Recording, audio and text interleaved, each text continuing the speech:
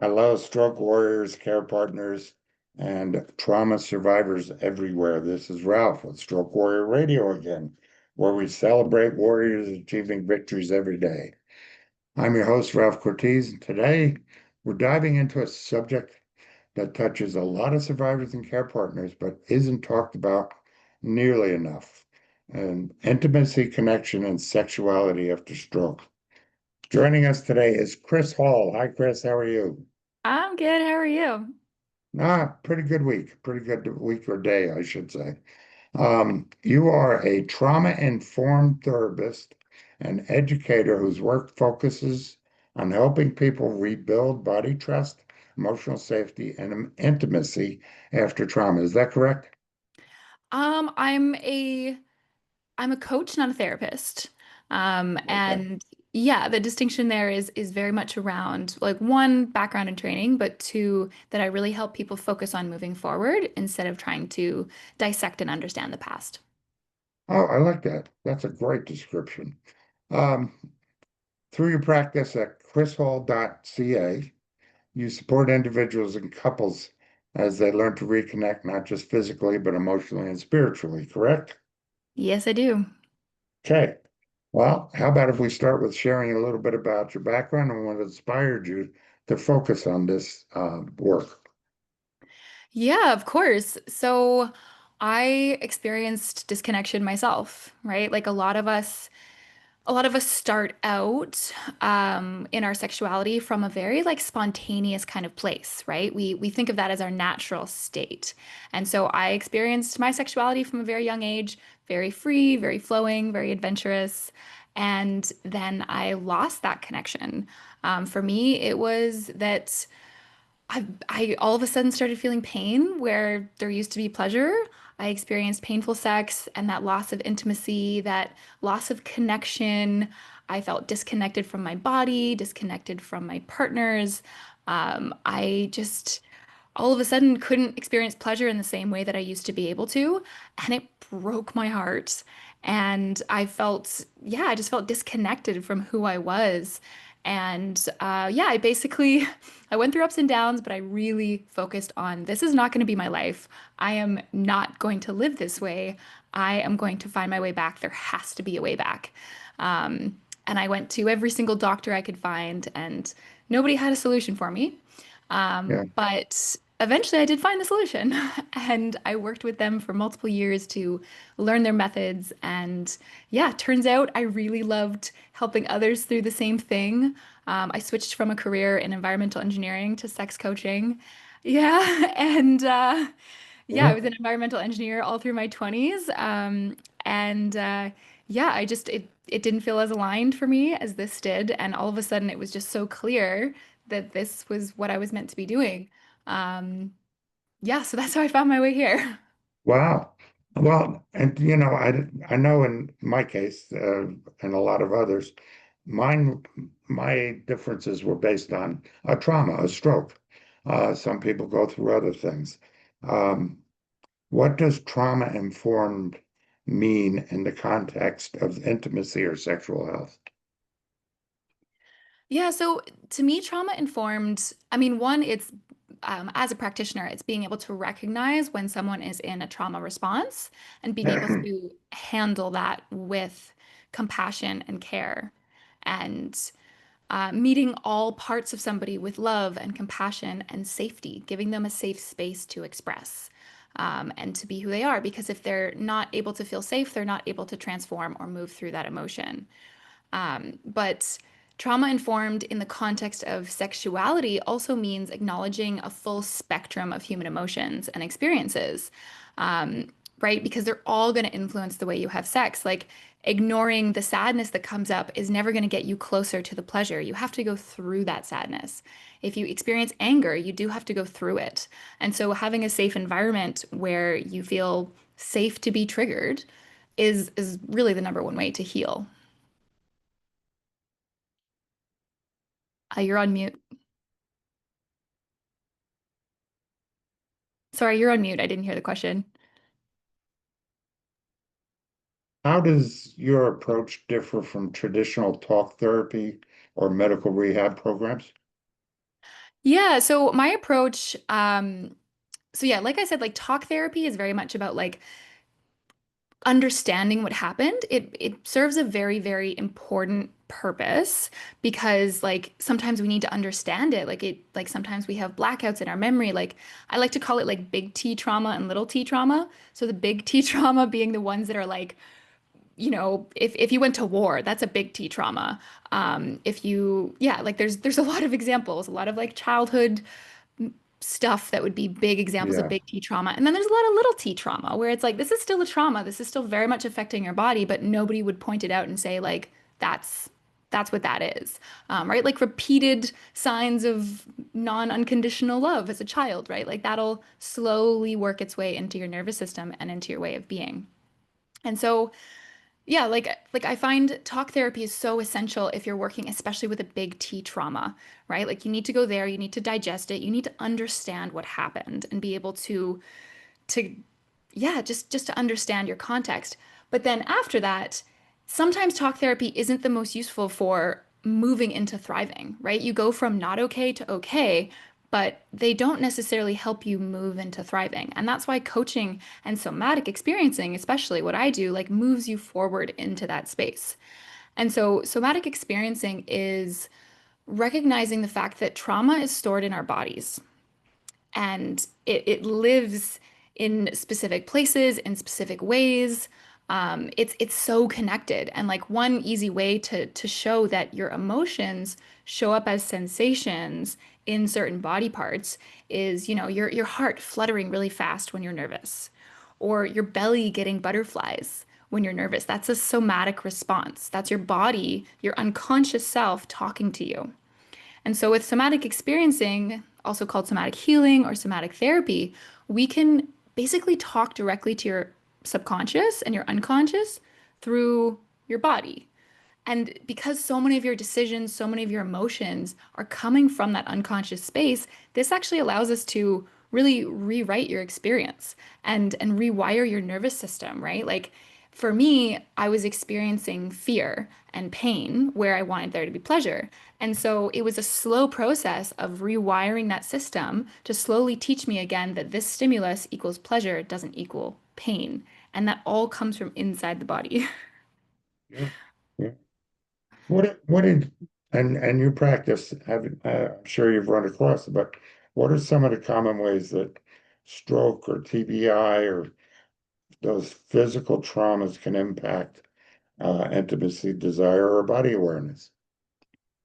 Yeah, so this isn't necessarily like my area of expertise. It's more on the Right. sexual side, but at the same time, like what I've heard, what I've read is, those that lack of confidence.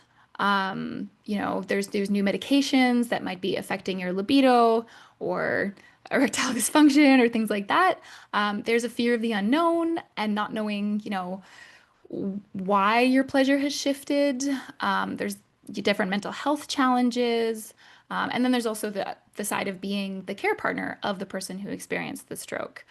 And so, yeah, those are all very common things I see in my work, right? Like it's not necessarily all stroke victims, but something happened, Right. there's been a change in situation, and all of a sudden, okay, we don't know how to relate to our pleasure or intimacy or our partners in the same way.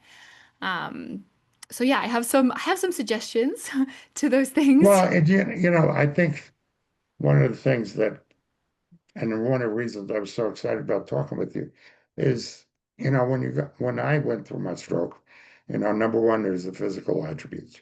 My whole left side didn't work. Um, as a matter of fact, I know a person that his left side, I believe, doesn't work, and it goes directly down the middle of his body, including his privates.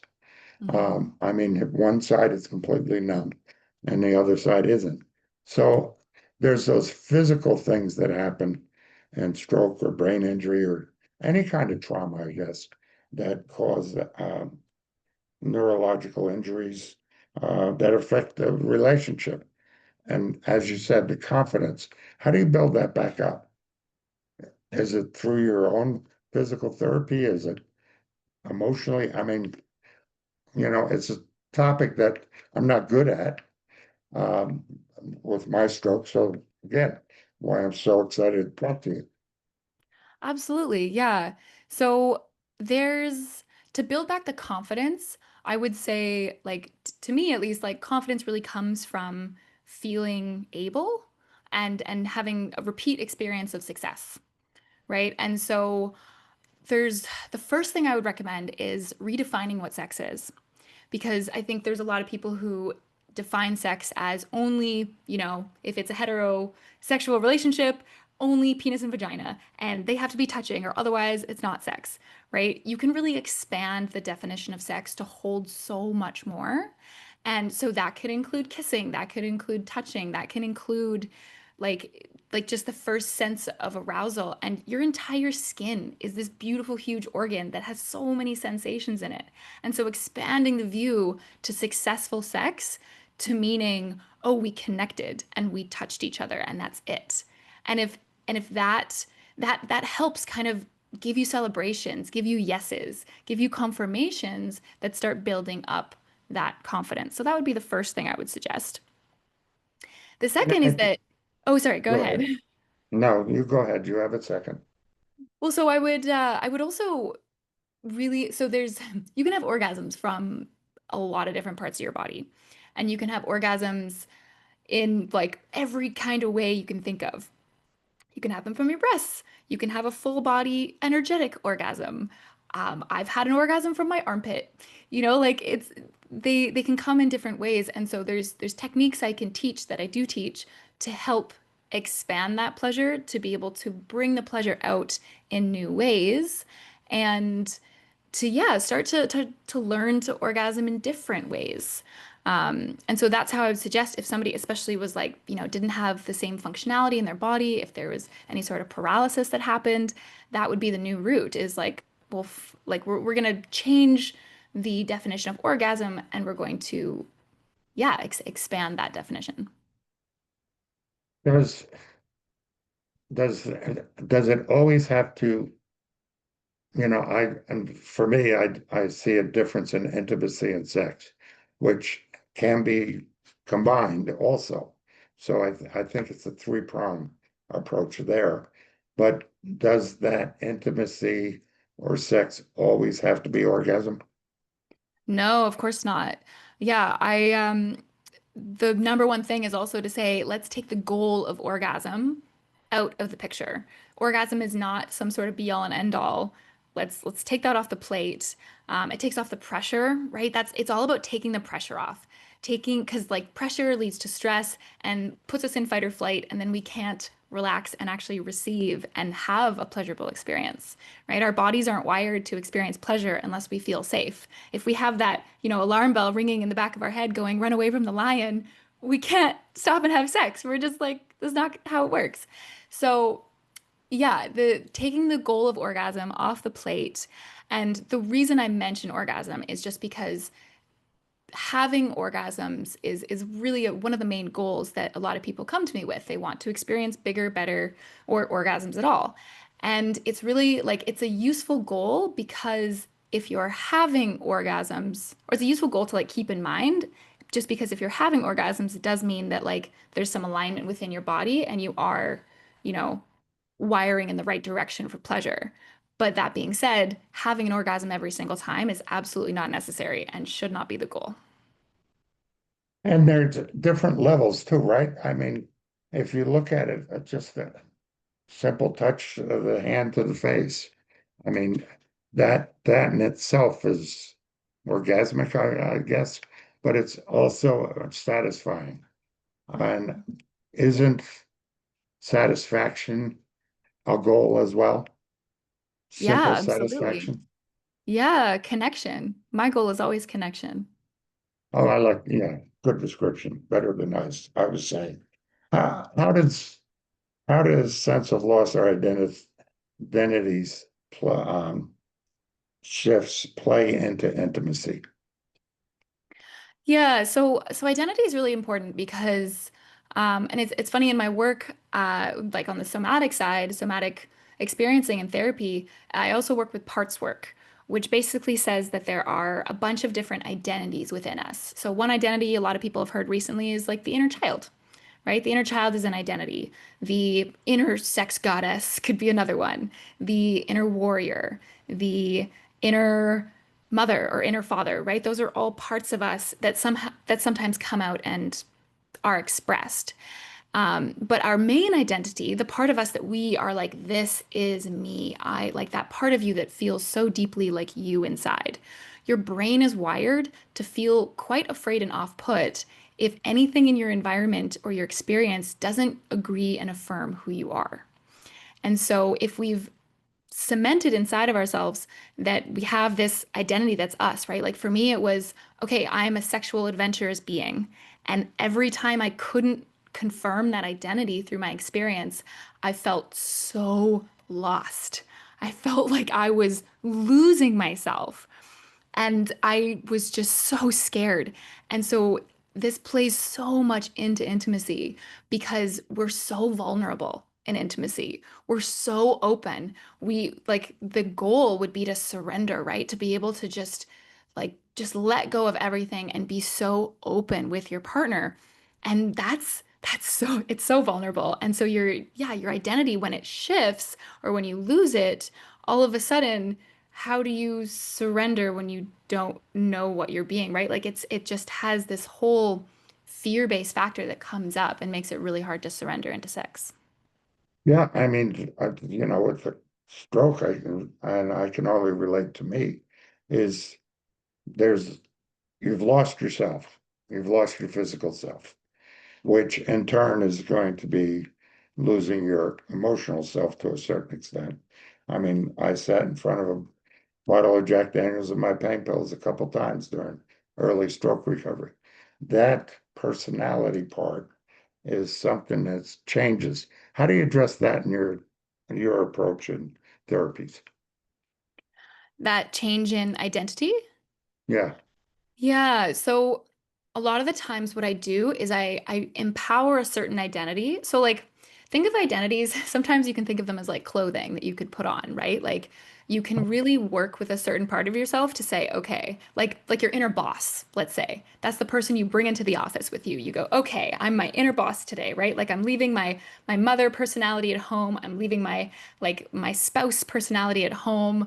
My inner child definitely, hopefully and I'm embodying my inner boss, right? And if you're really in touch with these different parts of you, like maybe you know that it lives in your throat and you like, tap on your throat a bit and you go, okay, we're embodying this. We're gonna breathe into it a bit. We're gonna hold our shoulders high and we're walking in as the boss. And so being able to shift. So part of my work would be helping people shift into a new identity.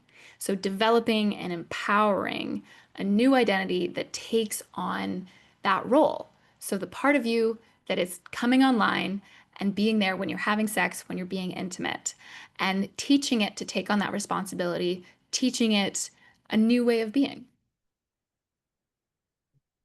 Okay. There's, there's, I think in the physical recovery from trauma, physical trauma in particular, there's, and don't you find that a step process works, or is it a all or nothing process? I mean, a lot of us, I can relate to, I can't do this anymore. I can't have sex anymore. I can't, I'm afraid I'm going to have another stroke. I'm afraid I'm going to have another heart attack. Um, don't you think that there's maybe a way that people can understand and steps instead of going all or nothing? Yeah, absolutely.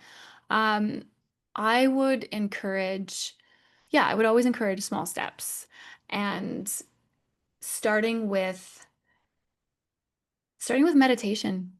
Meditation and being able to drop into that space for yourself is honestly one of the best tools for having better intimacy and better sex.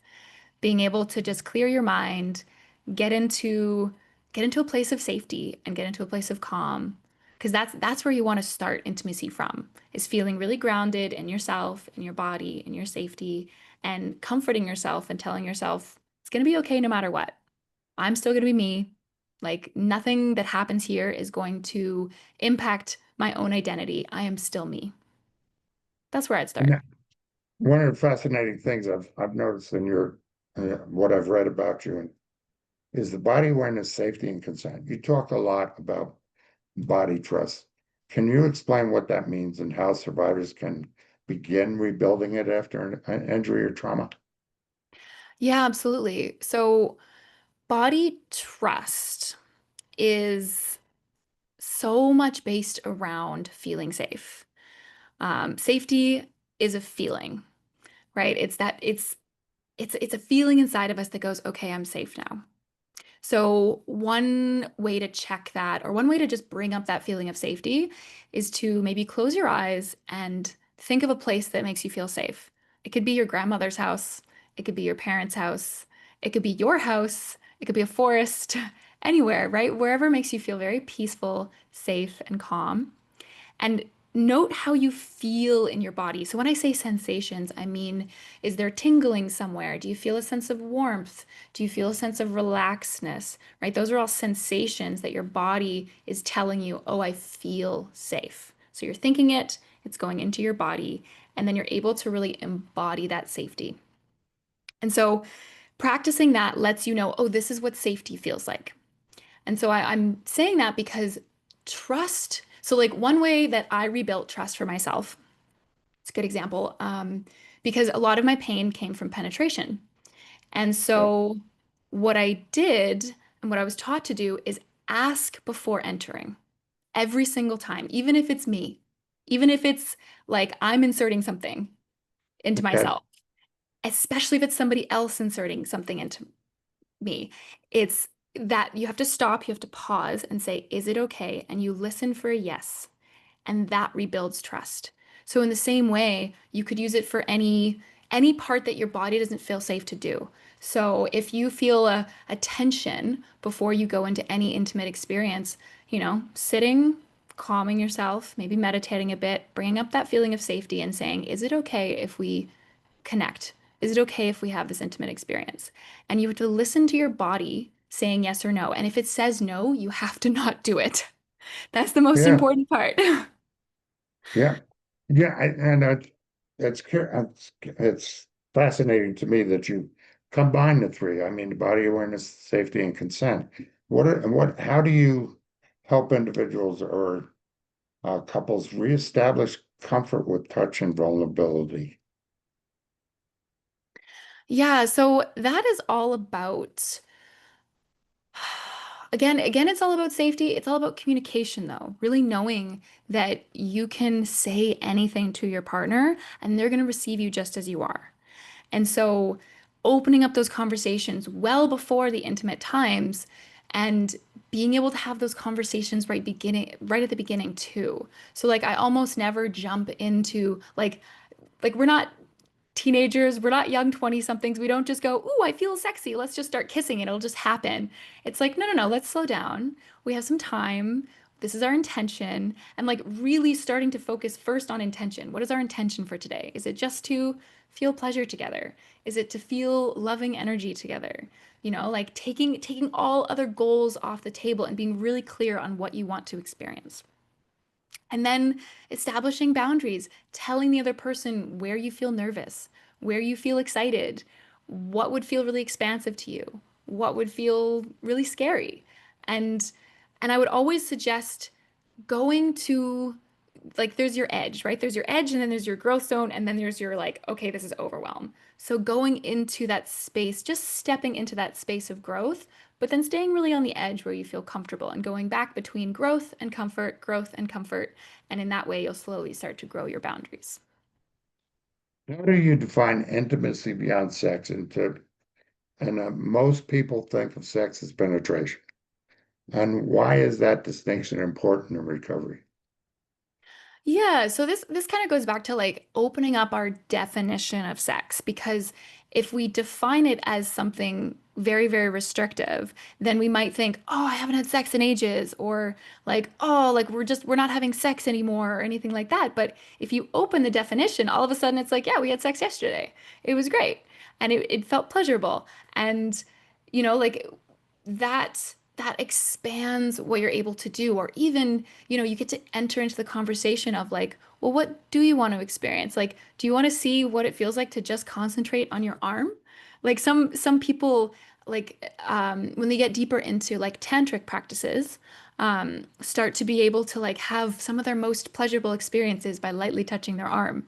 Like there's realms of experience and techniques out there that really encourage anything to be pleasurable. And so it really helps to open up the intimacy. How can single survivors begin reconnecting with themselves emotionally and sensually after trauma? Sorry, what was the first part of that again? How can single survivors Mhm. begin reconnecting with themselves?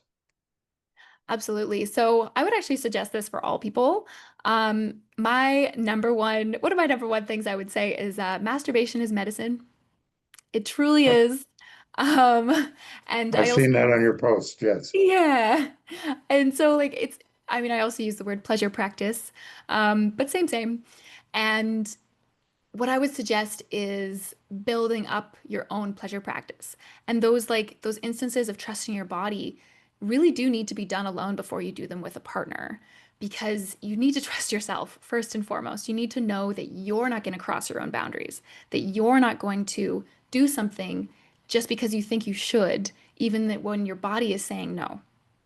And like again, this comes from personal experience. My body did not trust me after a while because I had done things that it didn't want in moments where it was trying to say no and I forced it to say yes. And if you do that enough times, even when it's unconscious, you end up with a pattern where your body just doesn't trust you and seizes up.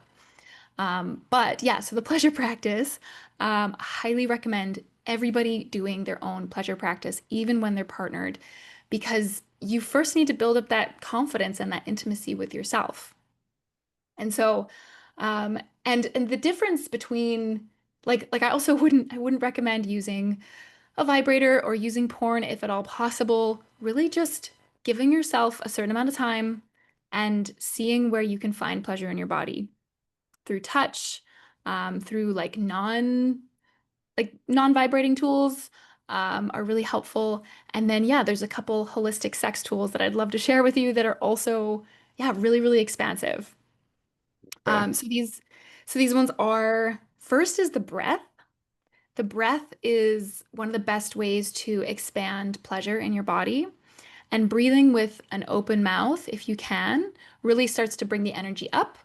And then breathing with a closed mouth actually brings the energy back down. So if you need like more regulating, um, more parasympathetic space, then you would breathe with your mouth closed. But breathing deeply is what expands the pleasure and what moves it around your body. And it's pretty amazing what happens when you start to just focus in right on the breath. So if there's one thing to do is just touch your body, breathe deeply, and see what happens. I would also recommend movement. Like and like moving your hips or moving your body in a certain way that feels good to you. This again like wakes your body up and tells it it's time for pleasure. Another one is sound. So sound, I think some like there's a lot of confusion, especially because of the porn industry, I think, that sound is performative, but it's actually very deeply healing. It's a somatic tool to release For and to feel example, more. Yep. for example, For example, for sound anyway. yeah, for sound, like a good example to think about this is if you just take a deep breath right now. So take a deep breath in through your nose and then relax and sigh it out through the mouth.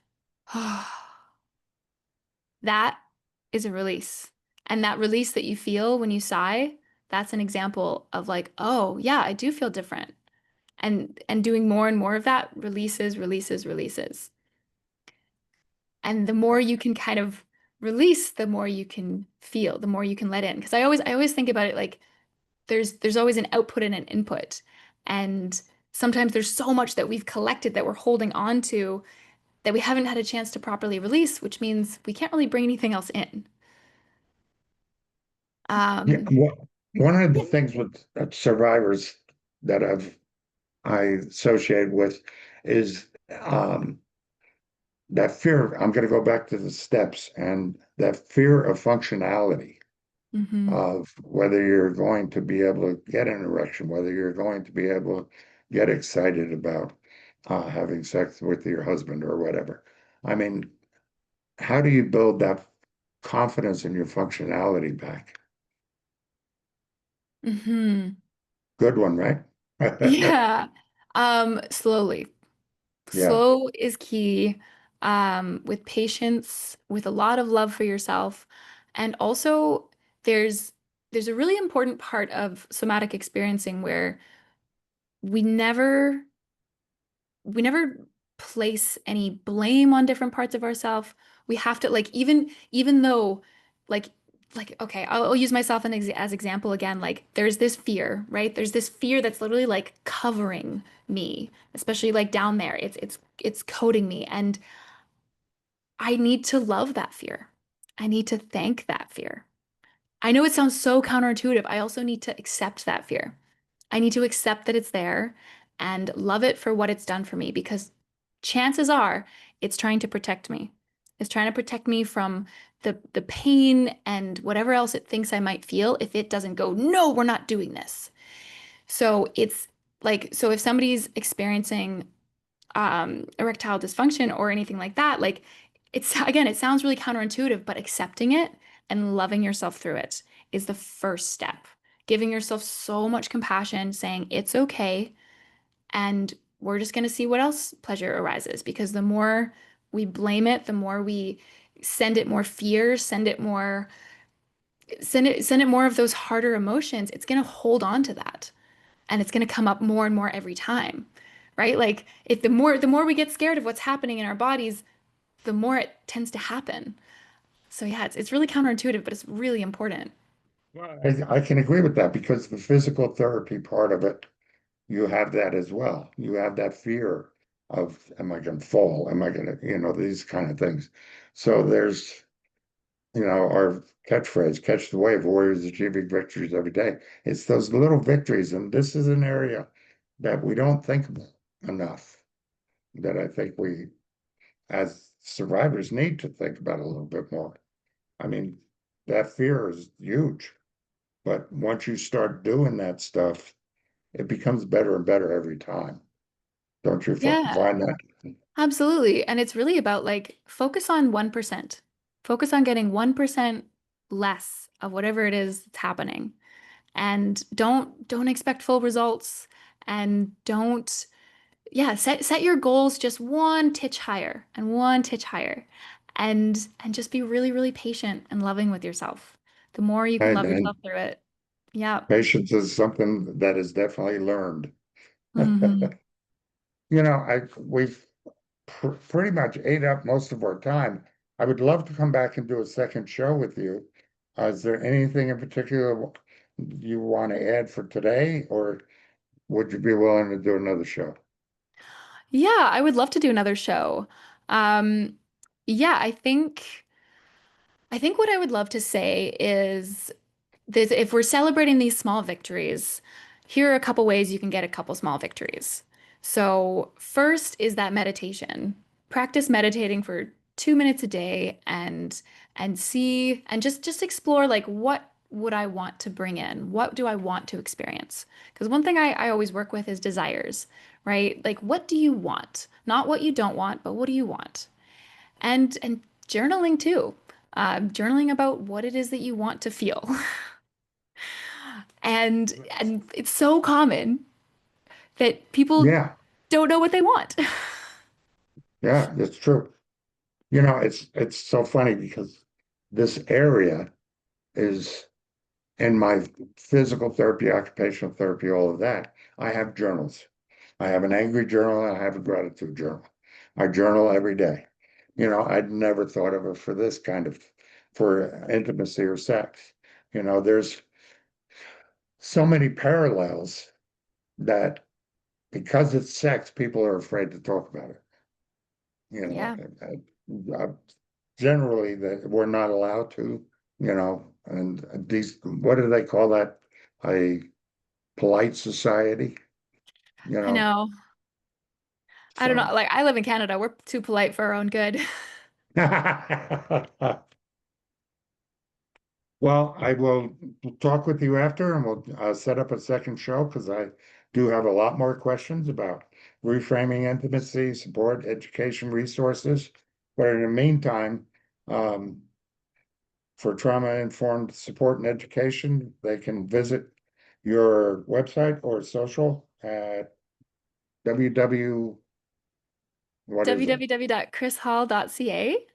Okay, Um, yeah, and you can reach out to me. We can have a free 1 hour call just to chat about what it is that you're looking for or what it is you're having troubles with. Yeah, you can hear me more on my podcast. I'll have what she's having. And yeah, I also have a free gift for you if anybody would like to try out some of these tools on their own and create their own pleasure practice. I have a 15-minute audio that really just introduces you to those things and helps you drop into your body. So yeah, I'd love to post that as well as a resource for you all.